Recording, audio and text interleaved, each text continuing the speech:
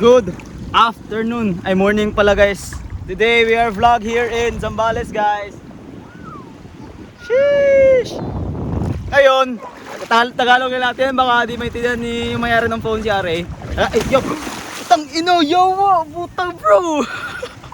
Yung may bato. Anyway guys, magandang umaga guys, and today we are here in Masinloc, Zambales guys. Maganda naman yung view dito, di ba? As you can see, the sky is blue, the mountain is green, the water is, yes, it's blue. Tsaka, and this is a very happy place. Ang sunny. Yes, it's my friend guys. Say hello to the vlog. I vlog, Gilbert's vlog. Let's go. And today guys, anong gagawin natin? Nagchichill lang kami dito. Basta yung paa namin and then magpalamig lang. We're exploring the outskirts of Zambales. Hindi yung bang turista shit. Ito di ba? Only the locals know this spot. Wala talagang ano. No, there's no what you call it? Tourist. Hidden spot. Oh, hidden gem. Yan yung hidden gem ng Zambales, guys. See? It's so beautiful, guys. Like the mountain is so blue. Ay, baliktad pala. The mountain is so green, the sky is blue, the water is green or may halo, blue-green. And then the next trip, punta kami dyan. Yung may isa sa dulo, di ba? Yan yung next trip namin, next goal. White sand. White sand. Mas maganda pa dito yung sand dito, medyo pang-vulkan. Ito, white sand talaga. Yan yung isda talaga. So let's switch languages guys. So karon kay kuha man good kay mababugnaw sa midire at abis unahan, high tide na ron. Ang tubig kay nala sa mong tuhod dapita. Pagpainit sa ami. And then ano, baka basa yung shorts ko, wala akong pangbihis. Oh, hello guys. Say hello to the vlog guys. Nag-hello sila eh. 'Di ba? Ganyan happy place. Sobrang medyo may ayos. Nakalimutan yung sunglasses ko. Ito siya. Siguro namin yung yung dagat. Konti lang yung tao. Di ba? Wala ka makitang puting tao diyan, mga foreigner. Di ba? Ang ganyan ka ka peaceful. Pag may foreigner. Tayo dito oh. sa Balugalo, Zambales. Yes, sir. Recommended. Huwag yung sa ibang mga tourist spot. Kung teka, nabubulol ng Tagalog. Pag tourist spot, daming foreigner. Mas maganda yung view ng suso ng foreigner kaysa sa view mismo ng Zambales. Not recommended guys. If you want to see the suso of Zambales, ayan dami Putang ina, pa Laki pa! Oh, malaki pa. Mas malaki pa sa jowa mo. Di ba?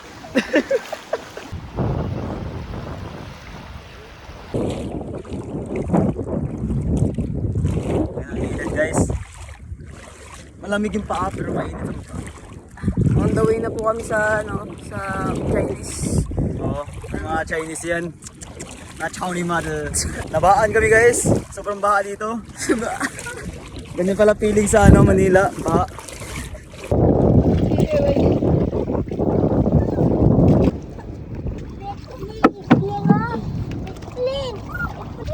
So mag-swimming? Hello again vlog. Today, mag-hijack kami ng barko guys. Yung bangka. Mag-hijack kami. Mga terorista kami. Hindi turista, terorista na. Ano pong gagamitin namin papuntang Tisla? Oo. Pero wala akong propeller So mano-mano para Minecraft. Kung ano no. Yung tropa ko. Walang kabayo Walang kabayo. Seahorse. Yung SpongeBob. Walang upuan, maraming wire. Na-selfie tayo. Dito. Yung ngayon.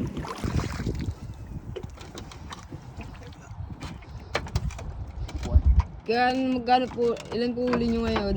Wala akong huli. Bihira yung isda ngayon dito eh. Yung isda dyan, wala talaga. Bakit yung mga Chinese kasi pinaalis ako dyan eh. Tumago doon, Chinese Coast Guard, this is Chinese Coast Guard, please get away from our island. Sarap sa wakin yung mukha niyan. Tangina yung mga Chinese. Wala kayong isda pala kayo Walang isda kaya? Walang lasing pa kayo kaya? Maguguto yung pamilya ko. Kasalanan yung mga Chinese doon. Ayaw ko yung gawin ni Bongbong Marcos, ni BBM. Binoto ko siya eh. Yung BBM, kita mo to. Tampakin yung helicopter mo dyan, patay ka. Pero sa totoo lang, yung isda yung huli ko. Ito lang kuya. Kuya, pwede makahingi kuya. Ito po, itong isda. Kuya, isda ba yan yung pinakamalapit sa isda. Sa sobrang walang isda, ito yung pinakamalapit. Ang tawag dyan, batsi. Batsi. Ito panghuli namin. Pwede itong sa tao, sa kining bongbong, pwede ito. Tsaka sa isda rin. Ito, fishing hook. Parang barila, yan oh. Oh, ay, yan yung yung mga badyaw, yung swimming. May isda, yung bato, ayan, pwede yan. Pwede yung pumunta sa Malacanang, basta yung kay Bongbong, pwede yan. Wala akong pera, money please. Inaaway ka ng asawa mo, kuya? Opo, yung asawa ko, yung wala daw pagkain sa lamesa, wala nga isda eh. Bato Yung lang, mga bato. Chinese yan, pinaalis ako sa Sharbo Shoal, yung baho ng masinlok. Ayun eh, kaya pala masinlok yung tawag. baho ng masinlok. Kaya pala, ay putang ina. Wala pa akong pera po, sana po, Jessica Soho, bigyan po ko ng 5,000. Ay, si Kuya Will pala yun. Kuya Will, 5,000 po. 5,000! Diba? Kuya, tour mo naman ako sa bangka mo. Ay, this is my $5,000 boat, fishing boat. This is my fishing hook. It's a real silver, as you can see. I got this from America, diba? Tapos this is straight from Japan. How much that one?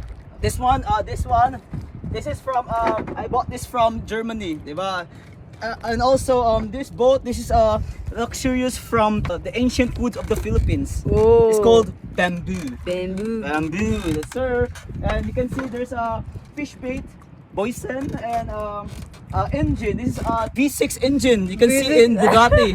Yes, this is a Bugatti Chiron engine right here in our fishing yacht. Eh. Fishing yacht, guys, diba? Ay, meron pala isda, guys. Meron pala.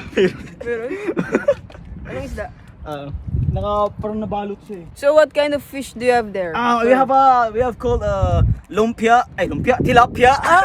Tilapia and Tilapia. bangus. In English, milkfish. And Oh. milkfish. The way Can you, the boat, sir, can you bring it here, sir? where The bangus? we're not allowed because the owner of this will get mad. Which is me, I get mad. And the way to operate the boat is you have to pull the string in the engine. The triangle. What's that? Oh, that's the anchor. Anchor? Anchor, yeah, it's used to prevent the boat from drifting around. Spell anchor. ANCHOR. I'm so smart. Damn, I Anchor. graduated in Diliman, yo. UP Diliman, but I became fisherman because that's my livelihood. That's my life. And the way you operate, pull the string and right?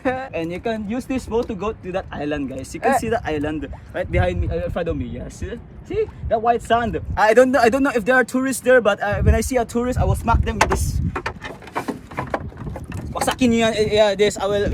When I see a tourist, I'm gonna smack with this.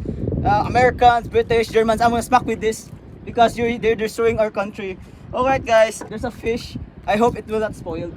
Without the anchor, it's saving our life. Without that anchor, the boat will go to China. To my Chinese fans, yeah, putang ina mo. China man, it's about yeah, you're stealing islands. These are islands. Practice island, yo. Can you tell us how to operate this boat, sir? To operate. Step by step. Step 1, you go there.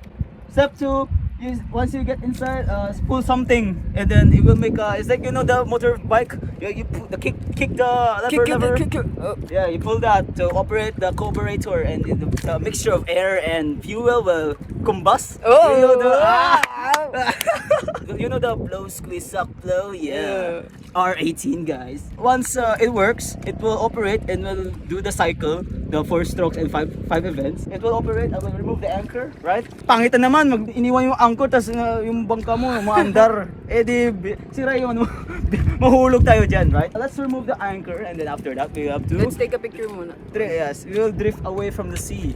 I think this boat can withstand against Chinese Coast Guard. Oh. I even have a weapon here. When I encounter in front of the Chinese Coast Guard, I will like, this is the Chinese Coast Guard. This is the please turn around, and then I will like, fuck you China, fuck you, you know, Hey. fuck China, you know. Sometimes Chinese is so selfish. They think that's their islands. It's our islands, bro. We're much closer to the island, and I mean, bro, I love you of the fish is over there. If I want to catch fish here, there's no food here. My wife is angry. My kids are hungry. You know. That's why you're eating batu na lang? Yeah. That's the closest thing to a fish. Oh. Batu. Can I taste that one? Okay, eat batu. I don't think it's edible. Bro, That's why your wife is angry. because I saw in TikTok and they use batu as as a food, you know, in China. It's always the Chinese, bro. You know, China is very, influential. I hate them. They're stealing our livelihood, our fish. And then Duterte, like, he was jet ski, you know? Jet ski towards the island. He didn't even do it. And he made friends with China instead. Anong masasabi mo kay Bongbong Marcos? Ano po, sir? Anong masasabi mo? Na-switch yung personality. Ano sir, ano masasabi mo kay Bongbong Marcos, sir? Ano po, binoto ko siya, kasali ko po sa 31 million voters, pero wala nang mangyari. Nagmahal yung bigas eh. Nag-promise pa siya ng 20 pesos ng bigas, kaso walang nangyari eh. Naging 60 pesos, putang ina, 20 ba yun? Kailan ba yung naging 20 yung 60? Diba? Bongbong Marcos. Dudamat daw, dudamat. Oh, kaya pala. Nag-graduate siya pero walang diploma. Kaya pala 20 is equals to 60. Ganyan yung mindset ng math niya eh. Sabi niya sa Coldplay, I love music, I study music. Putang ina, ba't naging political ka? Sana naging banda ka na lang.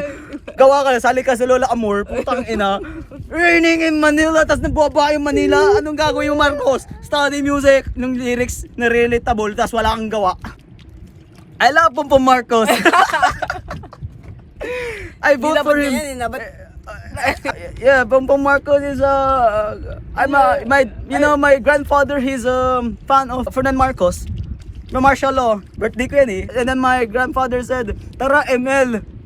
Sabi niya, "What's ML?" Martial law. Baiting tayo dito. About you, what do you think of the Philippines?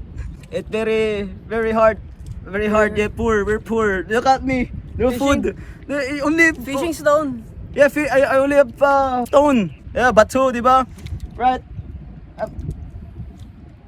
Akala ko nasisitan tayo ng mayari. So that's it, guys. Thank you so much for coming here to tour my boat, my expensive yacht. Yeah, thank you sir for this kind of opportunity. Yes, sir. Yes, sir. Yes, sir. Babagan. Sir, salamat po sir ah. Sige po. Crocodile. Yan, inulig yan. Crocodile. Rawr!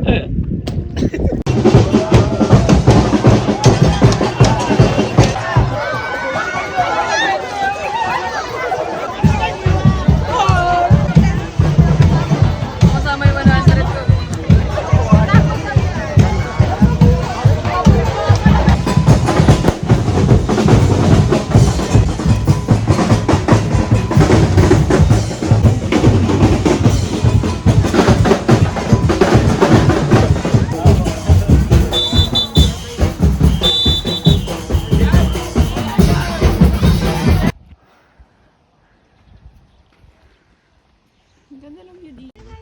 Parang ka nasa Dubai. Pre. Welcome to Dubai. Alakbar. Ay, alakbar. Assalamualaikum, habibi. Assalamualaikum. Assalamualaikum.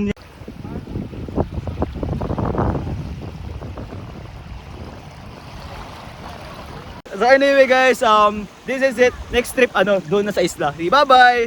Walang, so manual na lang.